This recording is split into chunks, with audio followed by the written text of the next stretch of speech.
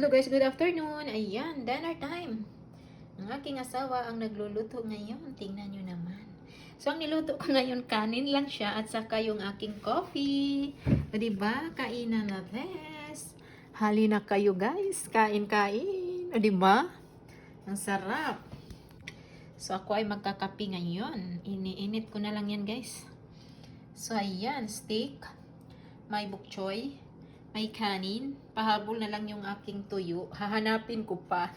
Joke lang. O, diba? Tingnan nyo lang naman, guys, kung gaano kasarap ang aking kain ngayon. Diba? So, ayan. Kakain ako na. Ano ba to? Sarap. Sarap.